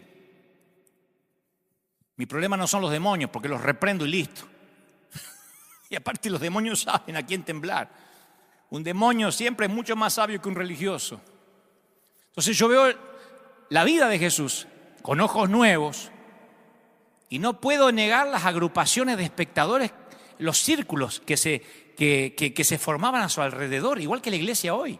Estaban los más alejados, el círculo exterior, los mirones, los curiosos, los voyeristas, tratando de descifrar a Jesús. Esa multitud servía para proteger a Jesús, porque los enemigos decían, el mundo entero va tras él, no podemos detenerlo. Así que esa multitud, de alguna forma, eran utilitarios a Jesús. Eran los mirones, los que estaban ahí. Ni tan comprometido para acercarse mucho, ni tan indiferente como para irse demasiado lejos. Sobre todo los patriotas judíos que estaban deseosos que Jesús anunciara una revuelta contra Roma, ¿no? Y Jesús, me di cuenta que nunca toma en cuenta a ese grupo periférico. Nunca va a buscar al que mira de lejos. Algo más cerca, había un centenar de seguidores sinceros. Algunos eran compañeros de viaje, se habían unido, dice las Escrituras, después del arresto de Juan el Bautista. Los discípulos de Juan se quejaron de que todos habían ido con Jesús. Y como rechaza la popularidad, Jesús dirige la mayor parte de sus comentarios no a las masas, sino a los que buscan la verdad. Y entonces veo en las Escrituras que constantemente empuja hacia un nivel más profundo de compromiso con palabras que ponen a la gente siempre a decidir en encrucijadas. No pueden servir a dos señores. Sirvan a Dios o sirvan al otro. No pueden servir a dos. Tienes que amar a tu enemigo, colocar la mejilla otra vez, tomar la cruz. Y esa última frase, tomar la cruz, no era una metáfora, Junto a los caminos de Palestina, los romanos acostumbraban a crucificar a los peores delincuentes como una lección práctica para los judíos. ¿Qué clase de imagen mental iban a crear en sus mentes esos seguidores con semejante invitación? Tomen la cruz. Querían una revuelta contra Roma, no una procesión de mártires. Y Jesús repite más de una vez: el que haya su vida, el que la quiere proteger la va a perder. El que pierde su vida a causa de mí la va a encontrar. Y el círculo más cercano de seguidores, los 12, se jactaban que estaban dispuestos a hacer ese sacrificio. Sí, Señor, nosotros estamos dispuestos. Y Jesús le dice: ustedes no saben lo que están pidiendo, ¿Podéis beber del vaso que yo voy a beber? Podemos, dicen estos. Y a diferencia de otros rabinos, Jesús escogió a su círculo íntimo de discípulos en vez de dejar que los cogieran a él. Era tal el magnetismo de Jesús que con poquita frase lo persuadían a que abandonaran sus trabajos, sus familias y se le unían. Ustedes no van a ver que les predicaba 2 horas y media para convencerlo, tenía un equipo de seguimiento, 3 te llamaban en la semana para rematar la venta. Él te llamaba así, dice: sígueme, y dejaban las redes. Mirá qué magnetismo. Digo, porque siempre decimos tenemos que parecernos a Jesús. No tenían un grupo de seguimiento, discipulado, control de doctrina. 2 parejas de hermanos, Santiago y Juan, Pedro y Andrés, trabajaban juntos en barcas de pesca, los invitó, abandonaron el negocio después que Jesús les dio el día de pesca de más éxito de toda su vida. Decirle a un empresario hoy que llega Jesús, hace que la empresa empiece a facturar a lo loco y dice: ahora déjale venir. ¿Estás loco vos? Ahora no. Pedímelo cuando la empresa esté fundida, no cuando me vaya bien. Todos menos Judas Iscariote provenían de la provincia natal de Jesús, Galilea. Judas era de Judea, lo cual hasta demuestra cómo se había extendido la reputación de Jesús. No había redes sociales. Y a mí me desconcierta la extraña mezcla de estos 12, porque de eso también tiene que ver con ver la Biblia con ojos nuevos. Tiene que ver con esos corderos improbables, con esos ungidos menos pensados, con esa gente rota. Simón el Celote pertenecía al grupo que se oponía violentamente a Roma. Mateo era recaudador de impuestos. Lo había contratado el gobernante marioneta de Roma. No veo a ningún estudioso como Nicodemo, ni un tipo rico que soportaba el ministerio como José de Arimatea, que formaran parte del grupo de los 12. Hoy José de Arimatea sería parte del board oficial, si es el que tiene plata. Metieron la mesa chica. Hay que mirar muy a fondo para encontrar alguna capacidad de liderazgo en estos 12. De hecho, el rasgo más característico de los discípulos parece que era el espíritu de estupidez. Era el único que los mancomunaba. Jesús le vivía diciendo: ¿hasta cuándo voy a estar con vosotros? ¿Hasta cuándo os voy a soportar? ¿Cómo tengo que decírselo? Lean esa frase de Jesús. ¿Cuántas veces os tengo que decir? ¿Qué tengo que hacer para que me entiendan? Me hace acordar a mí cuando tenía que dar alguna directiva a la iglesia, a los líderes. ¿Pero cómo lo tengo que poner? Con manzanitas. Y después veo a Jesús y digo: pobre, también Jesús tuvo que pasar por eso. Mientras está tratando de enseñarles a servir a los demás, pelean acerca de quién se va a sentar al lado de él en el cielo. Y esa limitada fe a veces exaspera a Jesús. Terminaba un milagro y ya estaban preocupados cómo iba a hacer con el otro. Bueno, está bien, pudo alimentar a 5.000, pero ¿va a poder a 4.000? Casi siempre había una nebulosa de duda que separaba a los 12 de Jesús. Yo digo, ¿por qué invierte Jesús tanto en esos aparentes perdedores? ¿Por qué le da voz a esos corderos? Marcos dice por qué. ¿Por qué Jesús escogió a los 12? Este es el Evangelio, este es el resumen del Evangelio. La razón por la cual Jesús escogió a esos aparentes 12 perdedores. Para que estuviesen con Él y para enviarlos a predicar, dice Marcos. Ese es el Evangelio. Señoras y señores, bienvenidos al secreto más escondido de la Biblia. El secreto de la sencillez del Evangelio. Para que estuviesen con Él y para que prediquen. Eso es el Evangelio. Para que estuviesen con Él. Jesús nunca trató de ocultar su soledad y su dependencia de los muchachos. No los escogió como siervos, sino como amigos. Lo dijo, como amigos. Les he revelado lo que un amigo revelaría, lo que escuché de mi Padre.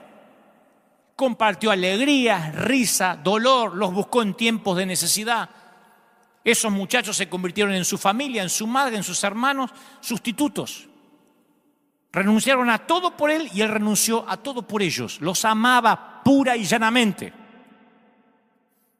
Para que estuviesen con Él. ¿Para qué somos salvos? Para estar con Él, no para hacer iglesia. Para estar con Él. ¿Cuánto hace que no estás con Él? 2, para enviarlos a predicar. Jesús sabía que iba a estar poco tiempo en la tierra y que el éxito final de su misión dependía no solo de lo que consiguieran solo 3 años, primero con los 12, después con los 11, luego los miles y después los millones, y que esos millones iban a hacer extender el Evangelio a las 4 esquinas del mundo antiguo. Lo que veo es que estos tipos, estos discípulos eran tan comunes, tan corrientes, y eso me da esperanza a mí, a Dante Miguel Gebel, me da esperanza. Porque Jesús no los escoge por su talento innato, por lo perfecto, porque seguían las 613 leyes. Cuando Jesús vivió en la tierra se rodeó de personas comunes. Algunos no lo comprendieron bien. Algunos no ejercieron poder espiritual.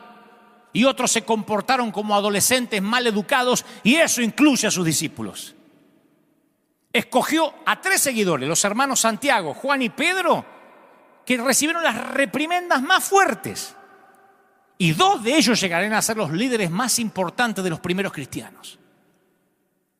No puedo evitar pensar que Jesús prefiere trabajar con reclutas que no prometen mucho, con los ungidos menos pensados. Después de haber enviado a 72 discípulos a una misión de capacitación, se alegró por los éxitos que le contaron y dijo: Jesús, te alabo, Padre, Señor del cielo y de la tierra, porque escondiste las cosas de los sabios, se las escondiste a los entendidos y se las revelaste a los niños. Sí, a ti te agradó hacerlo así. Y con esa cuadrilla destartalada, Jesús fundó una iglesia que no ha dejado de crecer en 20 siglos. Muéstrame en una sola empresa, una sola compañía que haya logrado eso, con 11 personas. Ese Jesús de estos evangelios es el secreto mayor guardado del cristianismo.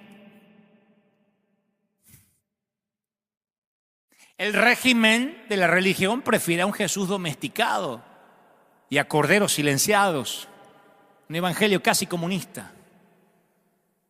Pocos se sintieron cómodos con Jesús, Los que lo lograron fueron la clase de personas con las que nadie se sentiría cómodo. Cuando Jesús vino a la tierra, los demonios lo reconocieron, los enfermos acudieron a Él y los pecadores mojaron sus pies y cabezas con perfume. Y en tanto Él ofendió a los judíos piadosos que seguían los conceptos rigurosos de cómo tenía que ser Dios. Cuando yo veo el rechazo de estos religiosos, por Jesús, yo te voy a hacer una pregunta a lo argentino. ¿Vos creés que la gente religiosa de hoy, por alguna razón, hoy haría lo contrario a lo que hicieron estos religiosos? ¿Por qué? ¿Por qué van a cambiar? ¿No será que la religión quiere que Jesús armonice con sus expectativas de sana doctrina, aunque no concuerde con el Jesús de los evangelios? Porque Jesús alabó a un vil cobrador de impuestos por encima de un fariseo temeroso de Dios. A la primera persona a la que se le reveló abiertamente como Mesías fue a una samaritana con 5 matrimonios fracasados y una aventura actual. Con susurro de moribundo perdonó a un ladrón sin ninguna posibilidad de crecimiento espiritual, de ir a la célula, de diezmar, de ofrendar, de congregarse o de obedecer al líder. Entonces yo veo una mezcla de amabilidad con los pecadores y de hostilidad hacia el pecado, pero en gran parte de nuestra congregación, de nuestra iglesia, encuentro lo contrario. De labios para afuera decimos, odiamos el pecado, pero amamos al pecador. ¿Pero lo practicamos de verdad? Seguimos redefiniendo el pecado y cambiando el énfasis. Los pecadores no se sienten amados por la gente de la iglesia y sé que hay mucha gente que los cree en sus hogares. A mí me lo dicen muchos inconversos. Yo trabajo con cientos de inconversos. Hay uno muy famoso que me suele decir siempre, yo veo como ustedes se liquidan en las redes sociales por sencillos temas de doctrina. A mí me matarían antes de entrar. Entonces algo no está funcionando bien. Cuando yo veo las instrucciones de culto en un libro como Levítico, me parece un manual que parece que es un manual para manejar material radioactivo. Trae solo corderos inmaculados al tabernáculo. No toques el arca. Deja siempre que el humo la cubra. Si alguien mira el arca, adentro se muere. No entra nunca al lugar santísimo, excepto el sumo sacerdote una vez al año. En Yom Kippur hay que atarle una cuerda al tobillo, de manera que si comete un error y muere adentro, se le pueda sacar el cuerpo para afuera. Los discípulos crecieron en un ambiente como ese. No podían pronunciar nunca el nombre de Dios. Tenían que cumplir el código de purificación, siguiendo la ley mosaica. Daban por sentado, como la mayor parte de las religiones de la época, que el culto incluía sacrificios. Algo tenía que morir. Y su Dios había prohibido sacrificios humanos. Y por esto, en un día de fiesta, Jerusalén se llenaba de balidos, de quejidos, de 250.000 de animales que iban a acabar en el altar del templo. Ruido, olor de los sacrificios eran recordatorios sensoriales del gran abismo que había entre Dios y ellos. Y ahora los seguidores de Dios se reunían, cantaban himnos, se dirigían a Dios con la palabra Abba. ¿Dónde está el temor, el protocolo que se exigía al acercarse al Mysterium Tremendum? Nadie traía animales para ser sacrificados. La muerte ya no formaba parte del culto, excepto cuando recordaban el sacrificio de Jesús en la cruz. Jesús hizo cambios de cómo vemos a Dios. Aproximó a Dios a la gente. A los judíos que conocían a un Dios distante, Jesús trajo el mensaje de que Dios se preocupa por la hierba del campo, alimenta a los gorriones, sabe la cantidad de cabello que hay en la cabeza de la gente. A los judíos que no se atrevían a mencionar el nombre de Dios, Jesús trae la sorprendente palabra aramea Abba, que es un término familiar de afecto onomatopéyico como papá. La primera palabra que los nenes pronuncian, Abba. Antes de Jesús nadie hubiera pensado en usar una palabra semejante para Yahvé, el Dios soberano. Cuando Jesús estaba clavado en la cruz ocurrió algo que pareció sellar la intimidad con la iglesia joven que estaban haciendo. Marcos cuenta que cuando Jesús exhala el último suspiro, el velo del templo se rasgó en dos, de arriba abajo. Ese velo había cedido para separar el lugar santísimo donde moraba Dios al resto del templo, pero ya no se iban a necesitar más sacrificios. Ningún sumo sacerdote tenía que entrar temblando. Todos nosotros, tú, yo, hemos vivido bajo esta intimidad y la tomamos como algo normal. Hola, ¿cómo te va, Jesús? Yo escucho gente decir, hola, ¿qué tal, flaco Jesús? ¿Cómo te va, Dios, barba?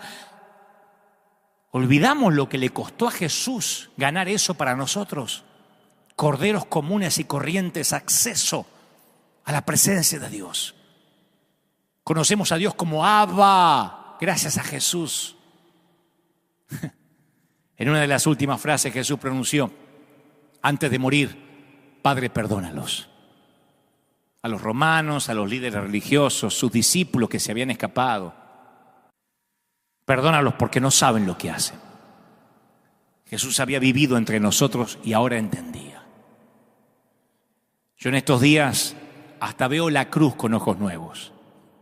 Yo pensaba ayer, ¿qué hizo que los cristianos tomaran ese instrumento de ejecución como símbolo de fe? ¿Por qué no hacer todo lo humanamente posible para eliminar ese recuerdo? Hubiéramos podido insistir en la resurrección y mencionar la cruz como una lamentable acotación en la historia. ¿Por qué la cruz se convertiría en el núcleo principal de la fe? Él no necesitó decir: haced esto en memoria de mí acerca del Domingo de Ramos, el Domingo de Resurrección. Pero es evidente que no quiso que olvidáramos lo que ocurrió en el Calvario. En el Calvario nos dio acceso a Dios para que no haya más religiosos. Jesús entiende el poder de la gente, esa que no le importa para nada que se fijen en ella. El evangelio sencillo se muestra a sí mismo más poderoso en la vida desapercibida, en el siervo que no llama la atención, en el santo no reconocido, en el discípulo invisible, en el cordero silenciado por el régimen. Jesús no cambió el mundo con ejércitos, con espadas, con legiones, con ángeles, con rayos, pero cambió el mundo al rechazar la fama y al darle la bienvenida a la infamia de una muerte digna de un criminal. Yo sé que en esta pandemia muchos se han sentido sin líderes, abandonados, sin una dirección clara. Muchos han esperado una palabra y solo han recibido: sé prudente, quédate en casa. Y alguien me dijo: estoy harto de ver a mi líder o a mi pastor metido en una cocina, muerto de miedo, diciéndome que me quede en casa. Y yo sé que no esperabas una orden para salir a contagiarte, pero querías algo más que un simple enmudece y sea obediente, porque fueron muchos años de hacer silencio. Pero este tiempo es permitido por Dios para que regresemos a la sencillez de ese Jesús que te describí algunas cositas nomás. Un tiempo para ver a Jesús con tus propios ojos y compruebes qué diferente es al que te dijeron que era. Este Jesús es el secreto mejor guardado del cristianismo. Y si tu encuentro con Jesús fue real, con este Jesús, la cuarentena, la pandemia puede durar 10 años más y no te vas a enfriar ni apartar de la fe. Tranquilo. 30 segundos de cielos abiertos mantuvieron a Pablo fiel hasta la muerte. No tuvo que tener muchos encuentros y quedar ciego muchas veces y que le redieran la vista muchas veces para que él recobrara la fe.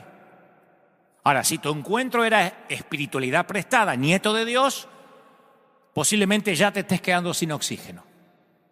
Y recuerda que el tamiz, el colador, también es plan de Dios. La separación del trigo y la cizaña, los llamados de los ofrecidos, lo hipócrita de lo genuino, también es de Dios. En la película sobre Robin Hood, dirigida por Ridley Scott y que protagonizó Russell Crowe, se hace referencia a la fuerza que tendría contra la injusticia la movilización de la gente normal, de los corderos. Y hay una frase: levántate una y otra vez hasta que los corderos se conviertan en leones.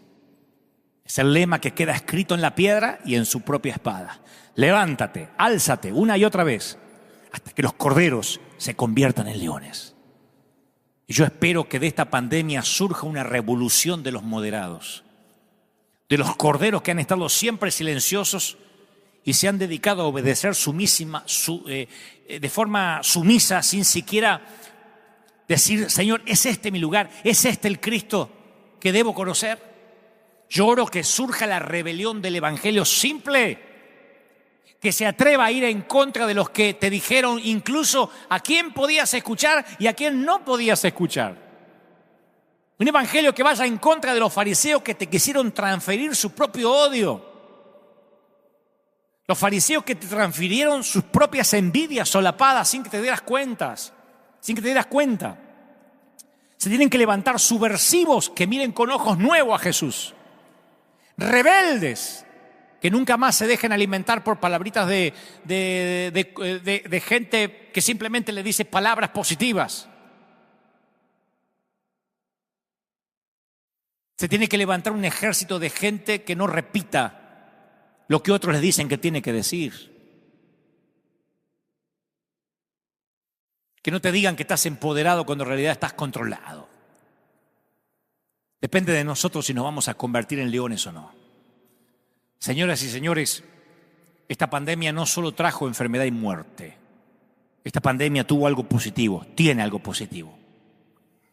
Le puso punto final al silencio de los corderos.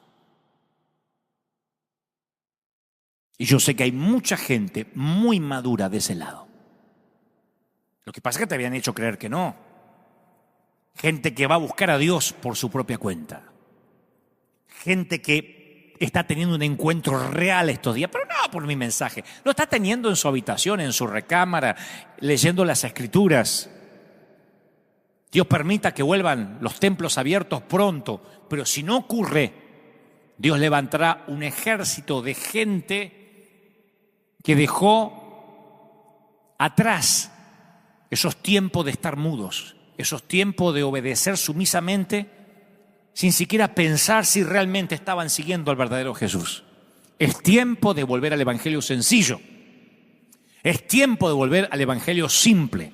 Di conmigo, Señor Jesús, te recibo como mi suficiente Salvador. Entra en mi vida. Anota mi nombre en el libro de la vida. Perdona todos mis pecados. Gracias, Señor, por este encuentro real contigo. Quiero conocerte más. Quiero estar cerca del secreto mejor guardado.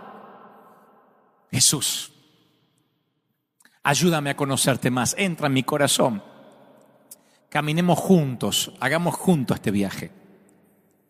Perdona mis pecados. Yo no puedo hacerlo ni cumpliendo todas las leyes del mundo. Dile al Señor, necesito tu gracia. Dile, vamos. Líderes, pastores, ungidos, dígale, necesito tu gracia. Dile, como dijo el Señor en Getsemaní, estoy triste. Necesito tu gracia.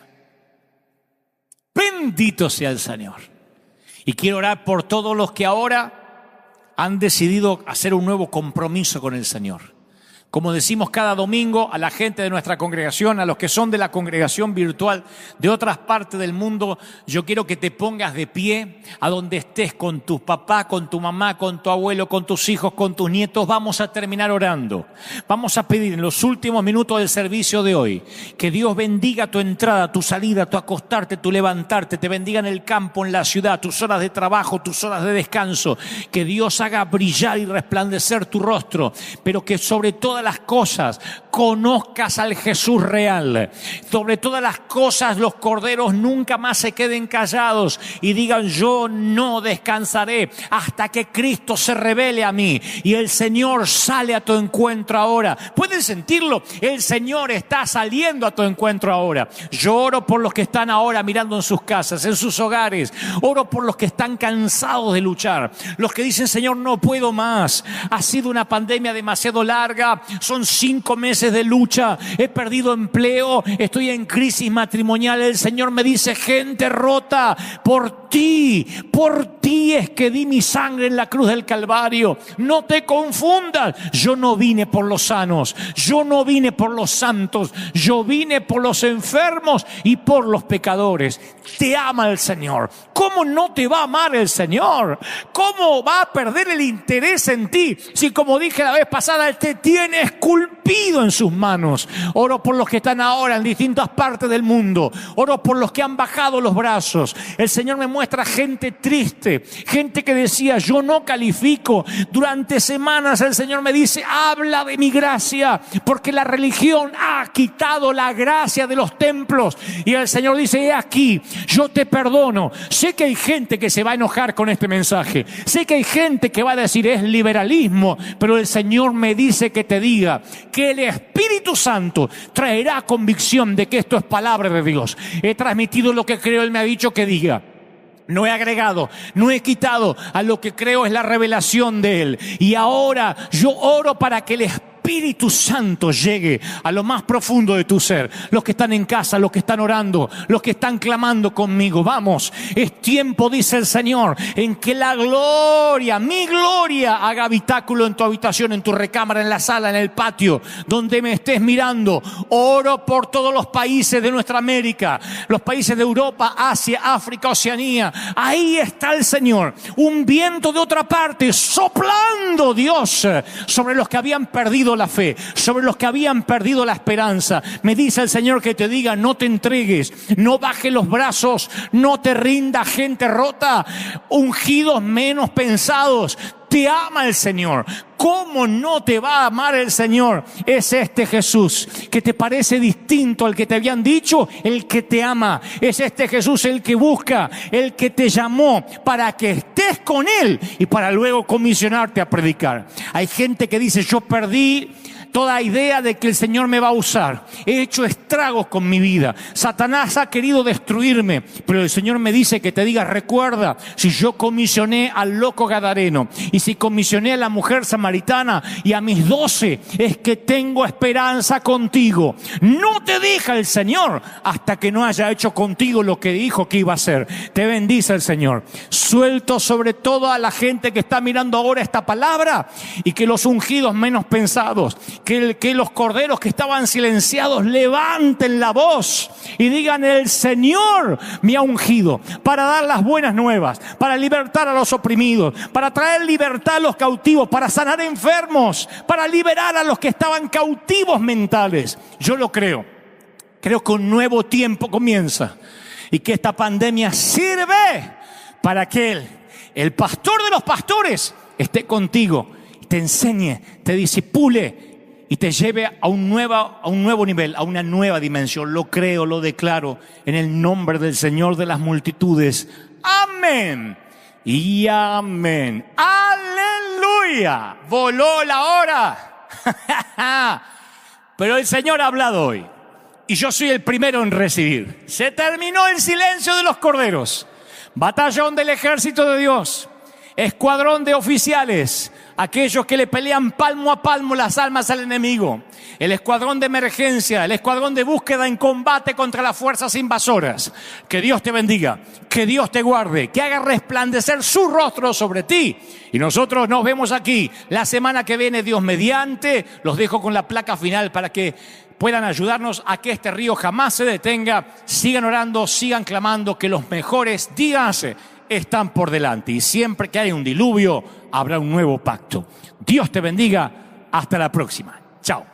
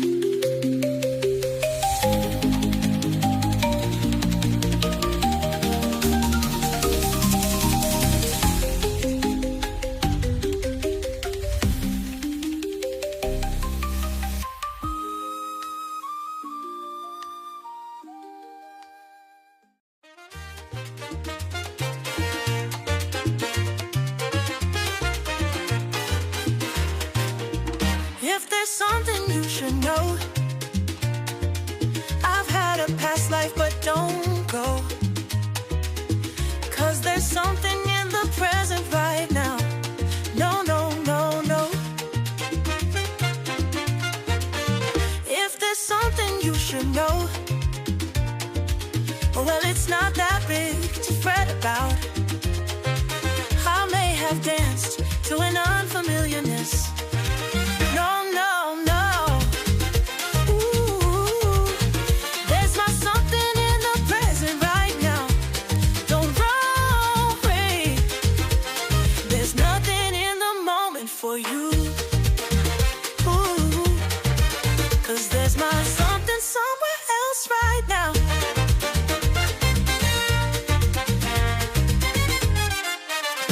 Oh, if there's something you should know, or if there's somewhere you should go, well, I may have it in the moment right now. Yeah. But I gotta let you know, it's not what we have it all right now. I may have danced to an unfamiliar step. No, no, no. Ooh, there's not something in the present right now. Don't worry, there's nothing in the moment for you. Yeah. 'Cause there's my something somewhere else right now. Ooh, 'cause no, if something isn't new, I dance to old familiar you. Yeah, because there's something hasn't happened right now. And if there's something that you